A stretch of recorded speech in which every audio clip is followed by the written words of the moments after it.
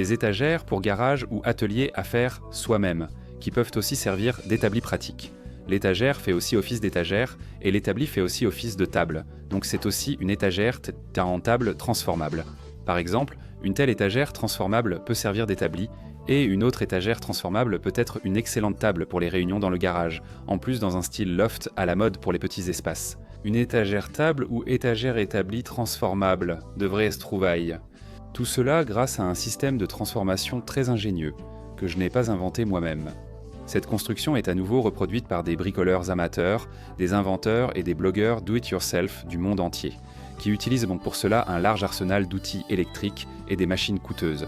La chaîne Chanson de Yasha Koziak défie depuis longtemps les normes et règles établies. Cette fois, je vais montrer et prouver que même un écolier pourra reproduire cette construction qui semble complexe, et cela dans une version améliorée. Presque tout se fait avec de simples outils pour manuel. Côté outils électriques, seule une perceuse visseuse sera utilisée. Je comptais prendre une scie sauteuse, mais l'ancienne est hors service et la nouvelle n'est pas encore livrée. Ce n'est pas une raison de remettre à plus tard ce que j'ai envie de commencer tout de suite. Donc bonjour à tous, c'est parti. Au cours du processus, je parlerai des dimensions utilisées et après avoir regardé cette vidéo, tous ceux qui le souhaitent pourront immédiatement fabriquer ce meuble utile eux-mêmes. D'ailleurs, le fait que l'étagère ait aussi une fonction de table peut rester un secret pour les épouses strictes, surtout celles qui ne soutiennent pas les festins dans le garage. Concernant le choix du matériau, au début je voulais acheter une grande plaque de contreplaqué, mais elle ne rentrait pas dans la voiture et je trouvais dommage de payer la livraison. Alors j'ai acheté 60 sur 120 cm avec une épaisseur de 20 mm. J'ai décidé de scier avec une scie à bois à dents assez fines, que j'avais achetée lors d'une grosse promotion, mais justement à cause de ses dents très fines, elle n'a pas encore trouvé beaucoup d'utilité à la maison. Elle coupe les tasseaux proprement, mais lentement.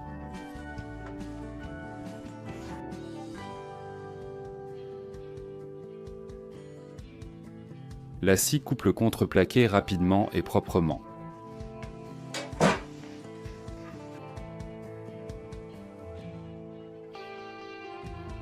Je trace la largeur des futures étagères à 24 cm et, d'après les dimensions des plaques utilisées, leur longueur sera de 60 cm. Je découpe 2 étagères d'un côté de la plaque, puis retourne le reste pour en découper 2 autres, limitant ainsi l'erreur de traçage. J'obtiens donc 4 étagères de 24 cm et un morceau plus étroit. Ce morceau servira à d'autres pièces. Pour économiser du contreplaqué, je dispose les éléments plus compacts. Il faut maintenant ruser pour la découpe.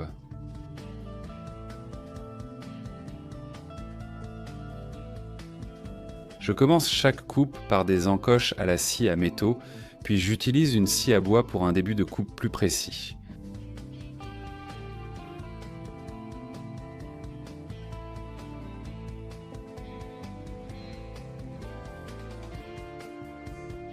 Je n'ai pas de scie sauteuse, donc j'utilise une perceuse visseuse.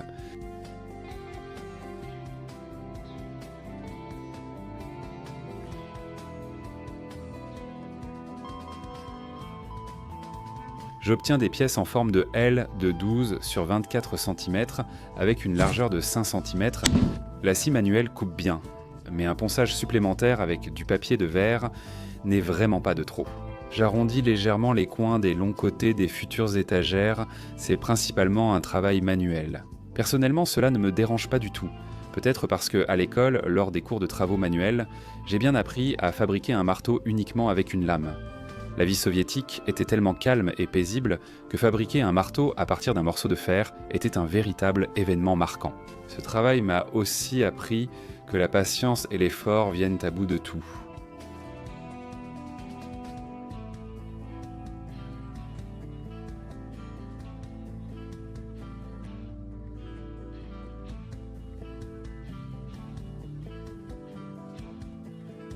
Je me souviens aussi des cours de géométrie à l'école. Les rayons des arrondis sont égaux à la moitié de la largeur des ébauches. 5 divisé par 2, cela fait 2,5 cm. Même si j'ai considérablement accéléré le processus de fabrication pour votre confort, le travail manuel n'est pas aussi lent qu'il pourrait le sembler. Les artisans YouTube étrangers utilisent scies circulaires à onglets, à ruban, fraiseuses et ponceuses pour fabriquer ces pièces simples. C'est très dangereux, il ne faut absolument pas laisser des élèves y accéder, et même pour un adulte qui n'a jamais travaillé avec ce genre d'équipement, c'est extrêmement risqué. Pour se blesser avec la méthode que j'utilise, il faudrait vraiment le vouloir. Une scie à main qui dérape sera instantanément arrêtée par la main de travail, causant au maximum quelques égratignures superficielles.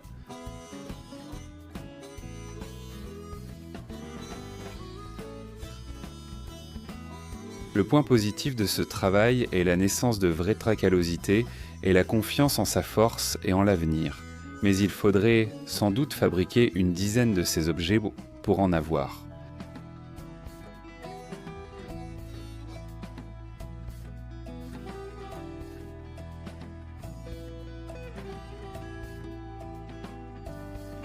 Il a ensuite été décidé d'utiliser une baguette rabotée sèche de 3 par 5 cm achetée en magasin.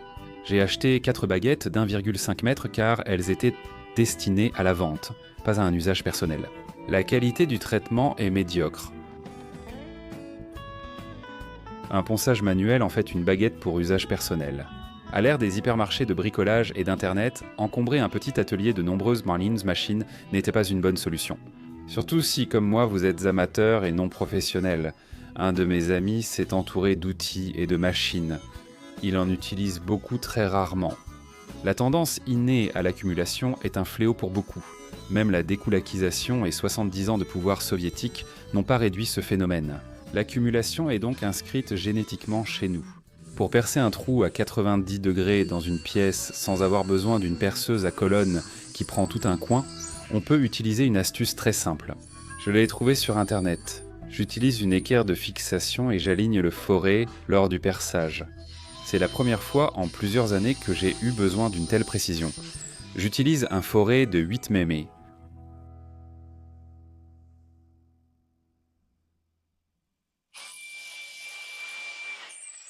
Le problème se résout avec un simple outil domestique. Les pièces les plus complexes, étagères de table, étagères, établis, transformateurs, sont prêtes et, comme vous l'avez vu, il n'est pas difficile de les fabriquer à la main. Et la baguette et la pièce en forme de L font exactement 5 cm de large. Je les applique, je les fixe, je perce un trou perpendiculaire dans la pièce, ce qui donne la même direction perpendiculaire correcte pour le trou dans la baguette. La suite arrive. Pour assembler la structure, j'ai décidé d'utiliser des boulons ordinaires de 8 mm de diamètre avec des rondelles et des écrous. Les boulons feront aussi office d'axe fiable. Je fixe un morceau de contreplaqué sur la pièce en L, imitant l'épaisseur de la future étagère, et conclus que la pièce suivante doit être placée avec un léger espace.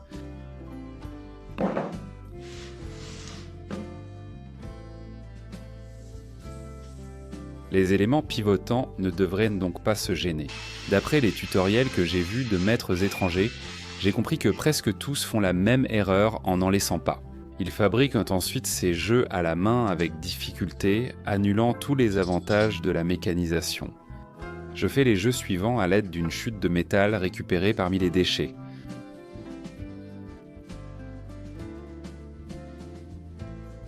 Dans la vidéo précédente, j'ai expliqué que YouTube a supprimé la monétisation de nos chaînes biélorusses. On nous met la pression, on plie, mais on tient bon. Les Biélorusses, tout en plus, trouvent toujours une solution. Vous pouvez à nouveau soutenir la chaîne des chansons de Yasha Kosiak avec le bouton Soutenir.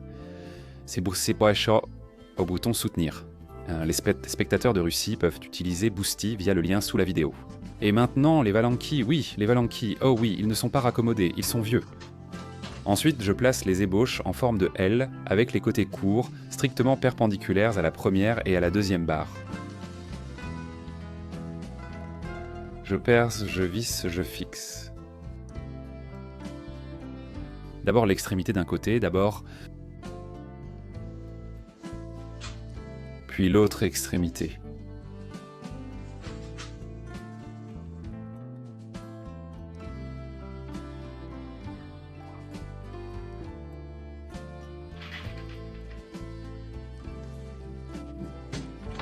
Je fixe toutes les autres pièces en L à la deuxième poutre comme les deux premières. Je les aligne, perce et visse. J'ai choisi d'ajouter des rondelles entre les pièces en L et les tasseaux. pour réduire la friction lors de la rotation.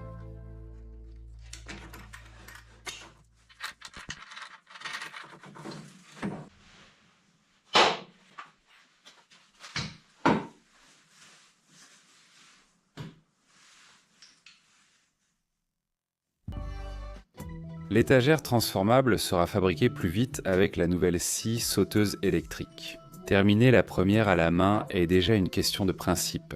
Je fais exactement la même chose pour le deuxième objet, mais comme s'il était en miroir. J'ai obtenu un panneau latéral droit et un gauche. Je dévisse les deux premières pièces en forme de L du panneau latéral droit et du panneau latéral gauche pour les assembler avec la première étagère.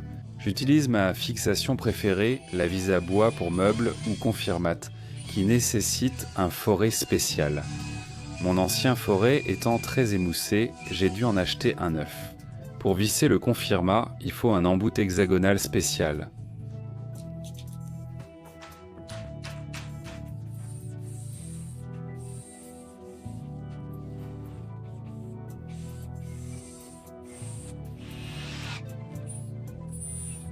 La première étagère est prête, ensuite je dévisse les pièces en forme de L suivantes et je les assemble à nouveau.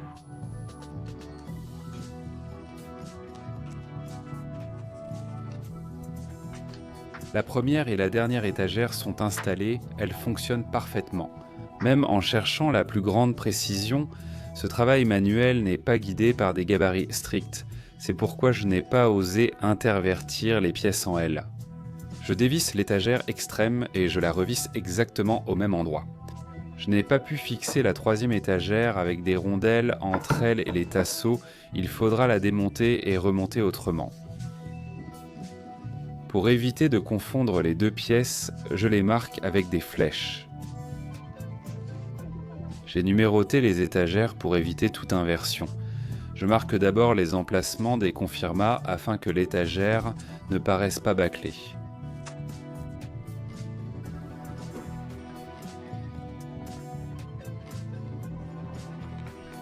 Voici l'algorithme optimal de montage. Au début, je fixe les étagères avec les tasseaux d'un côté, sans oublier d'ajouter les rondelles. Puis je les fixe avec les tasseaux opposés.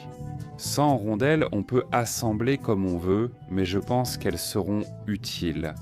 J'ai trouvé du contreplaqué de qualité au magasin, donc j'ai fait les étagères avec. Pour les étagères, un panneau de meubles conviendra tout aussi bien.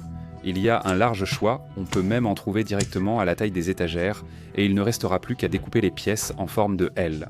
Il est plus fiable de les réaliser en contreplaqué de qualité. Nous sommes sur la bonne voie. Avec les boulons et vis confirmés, je n'ai pas eu besoin de compétences en menuiserie. Une planche peut se fissurer, tandis que le contreplaqué, matériau composite, supporte des charges dynamiques bien plus élevées. Comment je sais tout ça ? Je suis juste intuitif en résistance des matériaux, Chitier se trompe rarement. Il ne reste qu'à fabriquer la base que les bricoleurs étrangers font généralement selon les règles de la menuiserie. Ils emploient diverses machines à bois de précision pour produire billes, tenons, rainures et autres éléments complexes. Nous, comme le disait Ulianov-Lénine, nous prendrons une autre voie. La chaîne YouTube Chansons de Yasha Koziak propose maintenant le doublage multicanal. Nous atteignons un niveau mondial. Hurra camarades! Je commence à ajouter des pistes audio supplémentaires en anglais.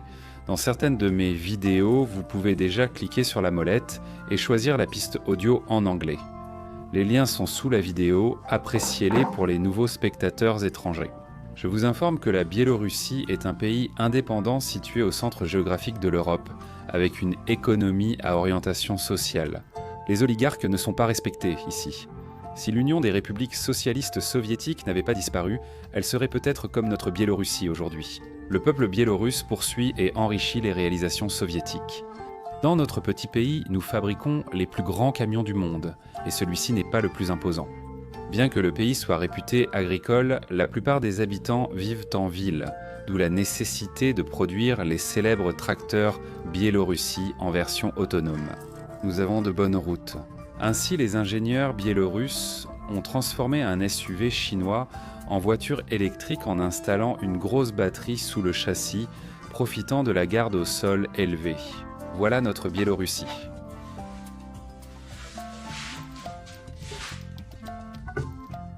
Pour éviter la menuiserie classique complexe pour la base, j'utilise un panneau de meubles acheté d'une taille de 150 sur 20 cm avec des angles droits précis, et je le coupe simplement en deux.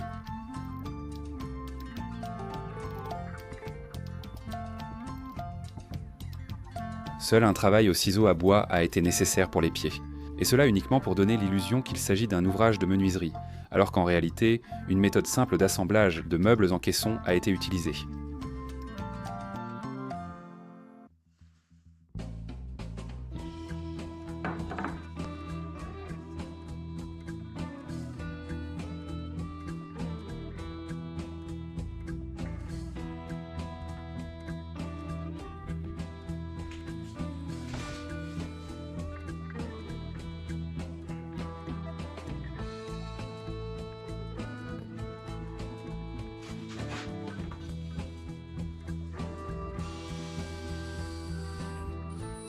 Pour moi, l'essentiel est d'éviter toute erreur. Un confirmate standard est trop long et dépasse de la baguette.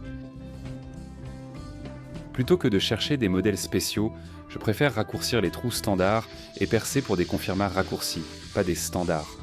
J'ai dû un peu ruser.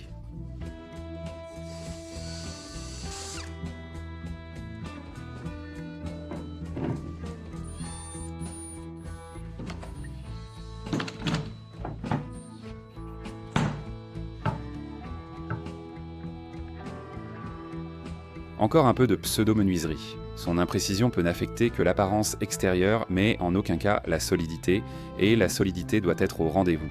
Faites confiance à mon intuition.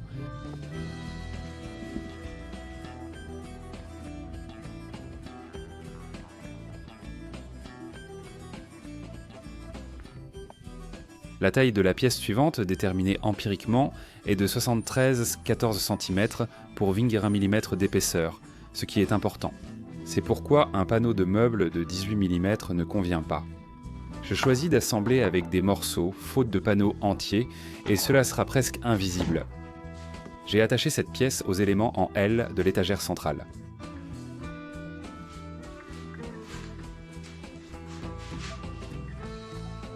L'écart entre les côtés extérieurs des supports sera aussi de 73 cm. En partant de cela, je détermine la longueur de la traverse. Elle ne sera pas visible et l'utilisation de plaques de fixation est l'option la plus simple pour une connexion fiable.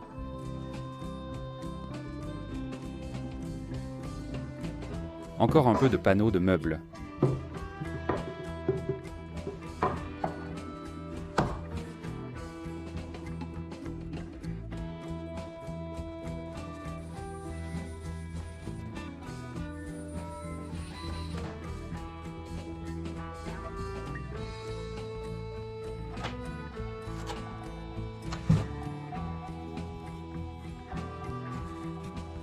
Il est devenu clair jusqu'à quel point on peut raccourcir les tasseaux.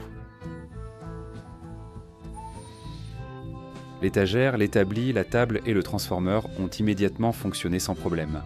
Je pense avoir clairement montré et prouvé que ce travail simple est accessible même aux non-experts, avec tout un tas d'équipements. Même un écolier peut réussir, alors un apprenti aussi. Un écolier soviétique y serait parvenu sans problème. Ce morceau de panneau renforce la rigidité de la base. Au fait, le panneau de meuble est un matériau vraiment peu coûteux. On peut installer des roulettes, mais je me suis contenté de pieds réglables en hauteur, qui ne coûtent presque rien.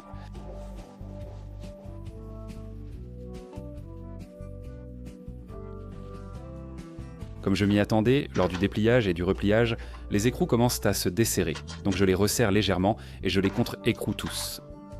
J'ai aussi apporté des améliorations à cette super construction, une mise à niveau inspirée par la chaîne Chansons de Yasha Koziak.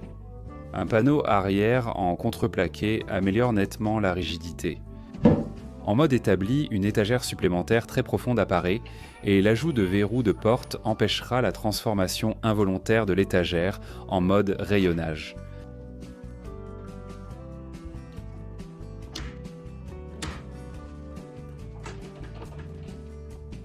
En mode table d'établi. Deux tiges traversantes vissées en tiges filetées de 6 mm empêcheront la transformation involontaire en rayonnage.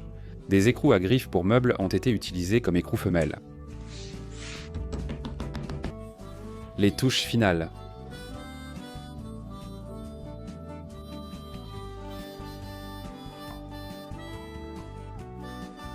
Au fait, un tel bricolage peut être un excellent cadeau chaleureux pour de bonnes personnes. Partagez cette vidéo avec vos bons camarades. On a vraiment obtenu un établi très pratique, et pas du tout un gadget inutile de YouTube. Avec lui, on peut désormais organiser un atelier même sur le balcon d'un appartement. Une étagère très spacieuse. Malgré des dimensions assez compactes, il n'y a que quelques dimensions importantes dans le transformateur, toutes les autres en découlent. Si jamais quelque chose n'est pas clair, écrivez-le dans les commentaires, je publierai tout en détail dans le groupe V-Contact, le lien est sous la vidéo. Rejoignez-nous. Chevilles oubliés?